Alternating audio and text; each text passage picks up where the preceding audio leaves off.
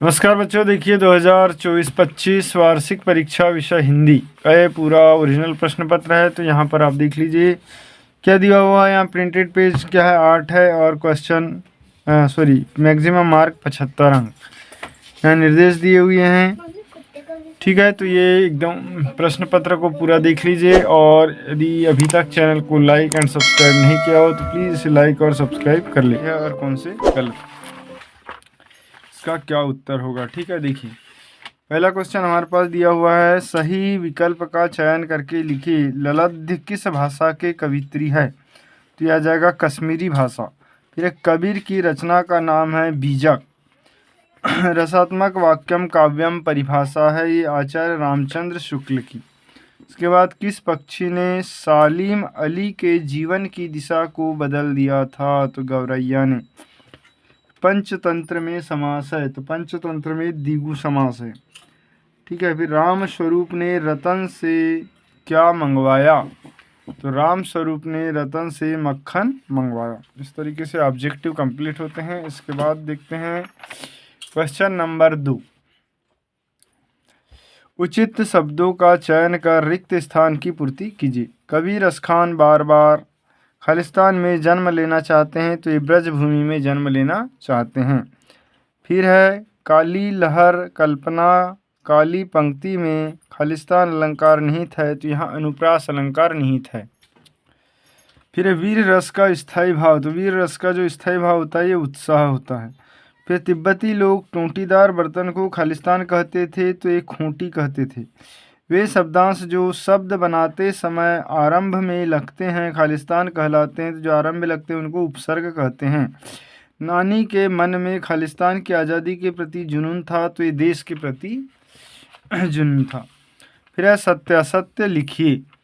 पहला वाक्य कैदी और कोकिला के कवि सुमित्रानंदन पंत है तो ये सत्य है। फिर रस के 4 भेद होते हैं, ये भी सत्य है। गांधी जी के अनुसार हमें अपनी बुनियाद पर कायम रहना चाहिए, ये भी सत्य है। जाबिर हुसैन का जन्म बिहार में हुआ था, ये असत्य। हाथ का तत्सम रूप हस्त होता है, ये सत्य।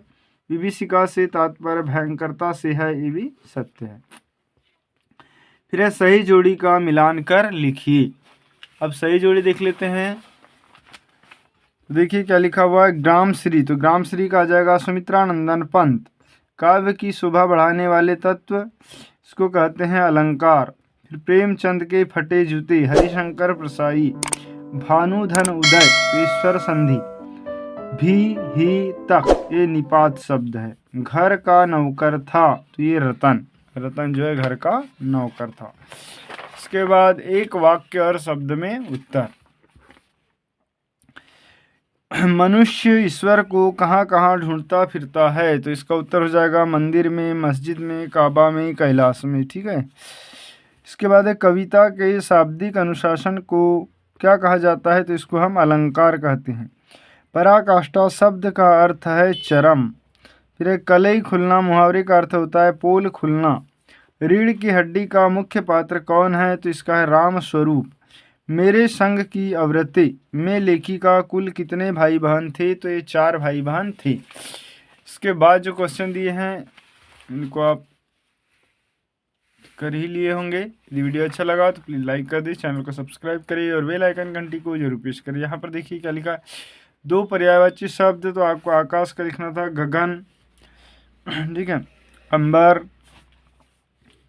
रात का रात्रि, निशा। ठीक है, इसके बाद है निम्नलिखित मुहावरों का अर्थ निम्नलिखित में से वाक्यों का प्रयोग कीजिए। घी के दिए जलाना मतलब खुशियाँ मनाना। जब भगवान रामचंद्र 14 वर्ष के वनवास से वापस आए तो लोगों ने घी के दिए जलाए। फिर नाक में दम करना मतलब परेशान करना। शरारती बच्चे नाक में दम कर देते हैं। तो इस तरीके से इनका वाक्य में आपको प्रयोग करना है। फ्रेंड्स, वीडियो अच्छा लगा तो प्लीज़ लाइक कर दें, चैनल को सब्सक्राइब करें और इसी